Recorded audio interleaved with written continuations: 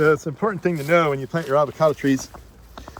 You plant them as young as possible because that way you can take advantage of the avocados over much time. And the more avocados you eat, the healthier you'll be, the longer you'll live, that sort of thing.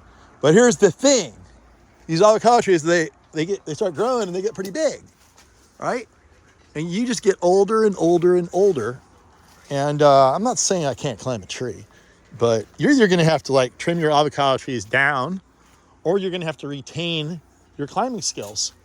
Or do what I did, is like right when you plant your avocado tree, decide on having children. Because by the time you start getting to be like, mid 50s, and you're like, I don't know, man, do I have to keep going up the top? The tree's bigger and bigger and bigger. You keep getting older. Well, by that time, you got yourself a trained monkey. Look at this monkey I got in the tree. All I did was give him a pull and tell him, go up, get those monkey. Go up in the tree, little monkey, and pick a bunch of avocados and throw them down to the ground where I can collect them all. These are beautiful Mexicola Grande avocados. And the first avocado really that we eat is this one over here. It's a green one. It's kind of okay. But then the next one we eat starting in November are these beautiful black avocados here. Where are they? It's up there somewhere. There it is. You can eat the skin of this. The skin is really good. There's no reason to take the skin off. So it's paper thin. Beautiful coloration.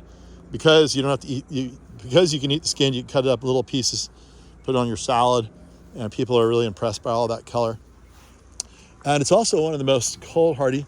Every time I say it's the most cold hardy, I get all these people from here or there and everywhere. They're like, no, you're lying. What about Brogdon or this one or that one? I'm like, well, I don't know those ones. But this one here is hardy. They say to 18 degrees. Now, it's never been tested like that here, but there's probably a reason that it's been historically classified at that temperature. So just know that if you live in a really cold area, you can have a tree like this. And my plan is to cut this thing almost all the way down. Maybe I'll cut half the tree first. Cut like this half, leave that half. Then I'll get a big bush coming out of the bottom of this one. And then that one will, keep your avocados. When you cut it down like that, you're gonna lose a year of production. That's why you only wanna cut down maybe half the tree the first year. And cut down half the tree the next year.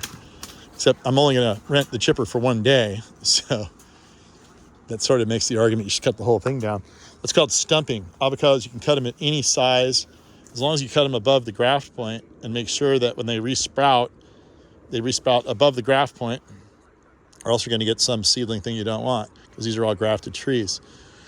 So that's the idea. But the most important thing here, people, is to make sure when you plant your avocado trees, you also get yourself a trained monkey so you can get your fruit whenever you want it without having to climb the tree yourself. And here they come. Here they come. Raining. It's raining avocados.